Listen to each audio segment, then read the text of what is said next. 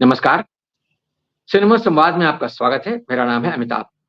सत्य हिंदी पर सिनेमा से जुड़ी अपनी साप्ताहिक पेशकश में हम हर हफ्ते बात करते हैं सिनेमा के तमाम पहलुओं के बारे में, क्योंकि हमारा मानना है कि सिनेमा सिर्फ मनोरंजन की चीज नहीं है।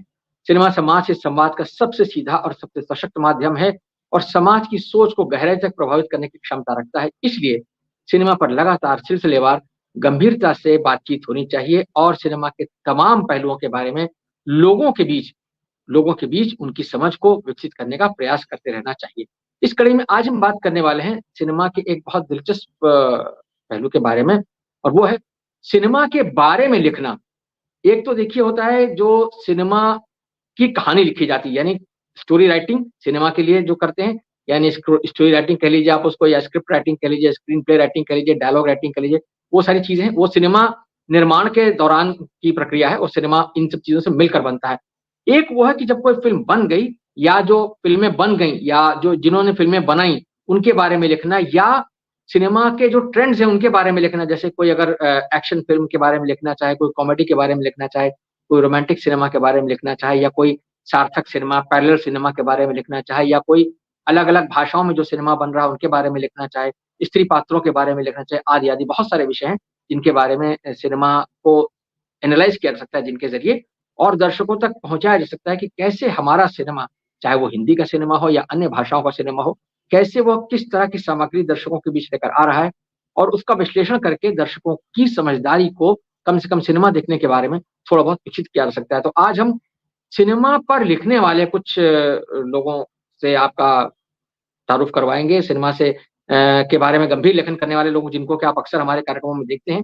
मैं एक बार फिर से आप सबका उनसे परिचय कराता हूँ। मेरे साथ अजय ब्रह्मात्मा जी हैं कि जो कि बहुत वरिष्ठ फ़िल्म क्रिटिक हैं और वर्षों तक सिनेमा की नियमित समीक्षा करने के बाद, फ़िल्मों की नियमित समीक्षा करने के साथ-साथ उन्होंने कई सारी किताबें भी लिखी। मैं अपनी बातचीत अजय जी आपसे शुरू करना चाहता हूँ, और उसकी वजह ये है कि मैं दर्शकों के फ़ायदे के लिए आपसे समझना चाहता हूँ, क्योंकि आप रेगुलर फ़िल्म रिव्यू भी करते रहे हैं, अब भी करते हैं। आप लिखते भी हैं और वीडियो रिव्यूज़ भी करते हैं। तो एक तो मुझे ये समझाइए, हमारे दर्शकों की मतलब फ़ायदे के लिए हम आपसे जानना चाहेंगे कि फ़िल्म के का रिव्यू करना, एक नियमित रिव्यू करना और फ़िल्म के बारे में एक गंभीर एनालिसिस करके कोई किताब लिखना, या फ़िल्म के बारे में या किसी किरदार के बारे में या किसी अभिनेता के बारे में या किसी ट्रेंड के बारे में, ये जो 2 चीज़ें हैं, एक रिव्यू करना जो कि एक रेगुलर प्रोसेस है, हर हफ्ते एक फ़िल्म आती है, आप उसका एक रिव्यू करते हैं और जल्दी से जल्दी रिव्यू करना होता है ताकि उसको लोग देखें, उसके बारे में पढ़ करके अपनी राय बनाएँ और फ़िल्म देखने जाएँ या ना जाएँ। दूसरा होता है किसी ट्रेंड को पकड़ करके या किसी एक्टर की जर्नी को पकड़ के या किसी फ़िल्म के बारे में एक विस्तार से लिखना, जो कि एक किताब की शक्ल में सामने आता है। तो दोनों में जो है वो फ़र्क क्या है? दोनों में क्या चीज़ आसान है या मुश्किल है? और दोनों की अप्रोच जो है, उसको जब आप काम करते हैं, चाहे किताब लिख रहे हो या आप रिव्यू कर रहे हो, तो दोनों में किस तरह की अप्रोच आप अपनाते हैं? क्या फ़र्क होता है? अजय जी। जी, ये विषय तो बहुत लंबा है और मैं सिर्फ़ अपने अनुभव ही शेयर करूँ, तो एक तरीके से फ़िल्म लेखन जो फ़िल्मों पर लेखन है, उसकी बात हो जाएगी। आम दर्शकों की तरह जैसा कि आम हिंदी समाज है, उसकी तरह मैं भी फ़िल्मों पर लिखने को दोयम दर्जे का काम मानता रहा, लंबे समय तक। और मेरी शुरुआत फ़िल्म पत्रकारिता से नहीं हुई थी। मेरी जनहित की पत्रकारिता या पॉलिटिकल राइटिंग और डिप्लोमेसी इन चीज़ों पर लिखता था मैं। लेकिन एक समय आया जब मुझे तय करना था और कई मित्रों का परामर्श हुआ कि नहीं आपको फ़िल्म लेखन करना चाहिए, वो नेक है आपका उस तरफ आप बढ़े। और तब जैसा कि आम दर्शकों की आज भी जो राय है कि यार फ़िल्मों पे लिखना भी कोई ज़रूरी काम है। फ़िल्मों पे लिखना तो कोई भी लिख सकता है, जाओ फ़िल्म देखो, बता दो, फ़िल्म अच्छी है, फ़िल्म बुरी है, फ़िल्म देखने लायक है, फ़िल्म देखने लायक नहीं है, लड़की ने अच्छा काम किया है, लड़के ने अच्छा काम किया है। और आप रिव्यू भी देखें, जो सोशल मीडिया पर लगातार चल रहे हैं, जिसको मैं समीक्षा नहीं कह के प्रतिक्रिया कहता हूँ, कि आप फ़िल्म देखें, फ़िल्म देख कर के आपकी जो राय बनी, आपने लिख दी। और अब ये थोड़ा फ़र्क आ गया कि अब जो लोग लिख रहे हैं, वो बड़े ही जजमेंटल होके लिखते हैं और ऐसा लिखते हैं कि वे जो बात कह रहे हैं, उसके अलावा अगर कोई दूसरी सोच रखता है, तो वो सब बेवकूफ़ है। उनको ना तो सिनेमा की समझ है और ना कोई कायदे का की जानकारी है। और इतने लंबे समय से वो लिख रहे होंगे यार, लेकिन उनको सिनेमा की कोई समझ नहीं है। ये कल परसों भी मेरे पास कमेंट आया कि इनको तो सिनेमा की कोई समझ ही नहीं है, ये 30 साल तक ऐसे ही फिल्म पत्रकारिता करते रहे, जागरण वालों ने इनको दे दी थी नौकरी, कुछ-कुछ लिखते रहे और मशहूर हो गए। खैर, ये ट्रोल तो हम होते रहेंगे। पत्रकारिता की चुनौती, फिल्म पत्रकारिता भी फिल्म लेखन ही है और फिल्मों पर किताब लिखना भी फिल्म लेखन है। चूँकि मैं दोनों प्रक्रियाओं से गुज़र रहा हूँ, गुज़र चुका हूँ। जब मैंने 2 सर्वाधिक पॉपुलर अखबारों में पत्रकारिता शुरू की, फ़िल्मों पर लिखना शुरू किया, तो मेरे सामने सबसे बड़ी चुनौती थी कि हम अपने पाठकों को, हमारे पाठक जो हिंदी अखबार के पाठक हैं, जिसमें रिक्शा चालक भी है, चाय बेचने वाला भी है और बीएचयू के प्रोफ़ेसर भी हैं, दिल्ली यूनिवर्सिटी के प्रोफ़ेसर भी हैं। उन दोनों को एक साथ साधने के लिए हमें कौन-सी भाषा अपनानी चाहिए? किस तरीके से हम अपनी बात रखें कि रिक्शे वाले को ये ना लगे कि उसके सिर के ऊपर से सारी चीज़ें गुज़र जाएँ। वहीं अध्यापक, प्राध्यापक महोदय को ये ना लगे कि यार ये क्या बचकानी और सस्ती और साधारण बातें कर रहा है। तो मेरे अखबारी लेखन को, फ़िल्मी रिव्यू को जब मैं लिखता था, वो आप पढ़ेंगे और देखेंगे तो पाएँगे कि मैंने उनमें एक संतुलन बनाने की कोशिश की और लगभग सफल रहा मैं। मैं ये दावा कर सकता हूँ कि मैं अपने एंडेवर में, अपनी कोशिश में सफल रहा और दोनों वर्गों को संतुष्ट कर सका और इसकी सबसे बड़ी जो उपलब्धि कह लें या पुरस्कार मुझे मिलता है, आज तक मिलता है और बम्बई में ख़ास करके जो लड़के आते हैं नॉर्थ से काम करने के लिए फ़िल्मों में मिलते ही कहते हैं, "सर आपको तो बचपन से हम पढ़ते आ रहे हैं।" ज़ाहिर-सी बात है जो 20-25 की उम्र में यहाँ आ रहा है, वो बचपन से ही मुझे पढ़ रहा होगा और वो मज़ाक का विषय हो जाता है मेरे परिवार के कि जैसे ही कोई आके नमस्ते करता है, तो बेटियाँ मेरी कहती है, "अब ये थोड़ी देर में कहेगा कि मैं आपको बचपन से पढ़ रहा हूँ।" खैर, मेरा ख़्याल है कि फ़िल्म पत्रकारिता चूँकि अखबार के संपादक और पाठक भी एक हद तक ये मानते रहे हैं कि ये काम बहुत ही साधारण किस्म का है, कोई भी कर सकता है।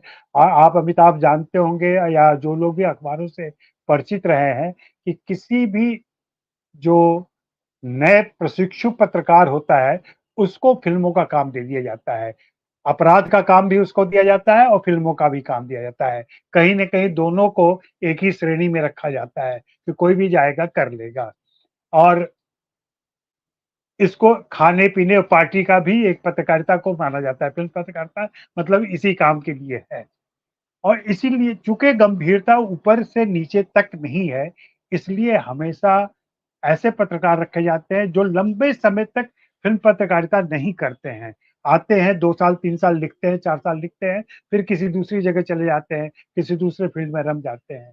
लंबे समय तक फ़िल्म पत्रकारिता करने वाले अगर खोजे जाएँ हिंदी पट्टी में भी, तो गिने-चुने लोग मिलेंगे जो 10 साल से ज़्यादा फ़िल्म पत्रकारिता कर पाएँ या कर सकें। मुझे कुछ दिनों के बाद वैसे दुर्लभ जंतुओं में रख दिया जाएगा, जो पिछले 30-35 साल से लगातार फ़िल्मों पर लिख रहे हैं। अब तो लोग मुझसे पूछते हैं कि क्यों लिख रहे हैं?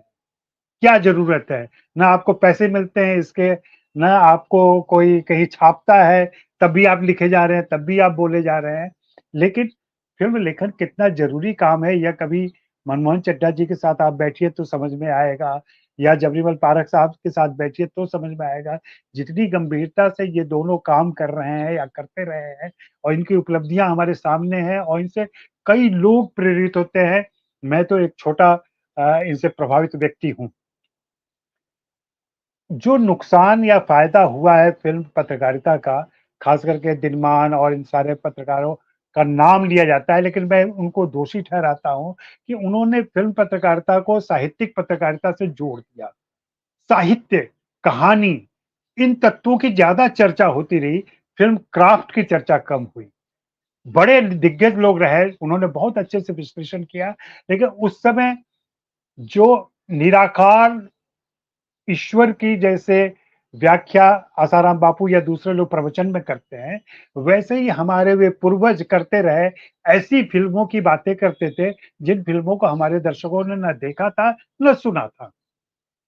और ऐसा कहते थे कि तुम तो वैसे ही आम साधारण प्राणी हो, तुम्हें ईश्वर दर्शन तो हो ही नहीं सकता, हम जो बातें बता रहे हैं वो सुन लो, समझ लो, यही तुम्हारे भले के लिए है, यही तुम्हारे लाभ के लिए है। ये मेरी अपनी धारणा है कि उन लोगों की वजह से फिल्म पत्रकारिता जो देश का पॉपुलर सिनेमा है, उस पर कोई बात नहीं हुई।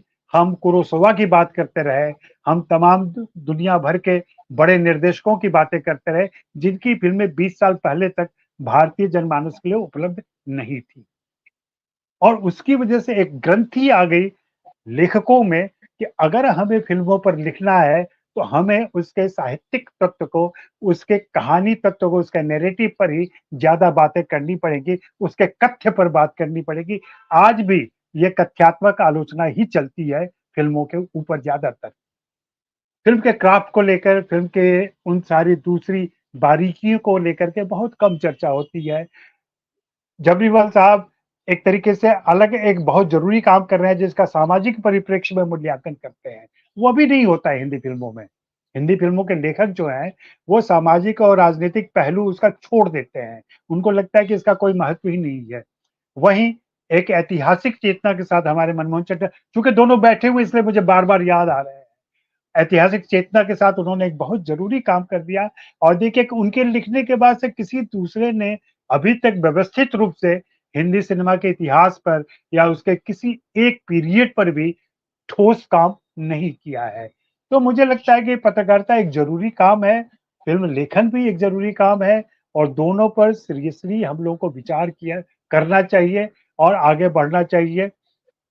और जो लोग ये काम कर रहे हैं, उनके प्रति थोड़े सम्मान की भावना रखें, उन्हें सहयोग दें, उनके साथ जुड़ें और उनको बढ़ावा दें, उनको प्रोत्साहित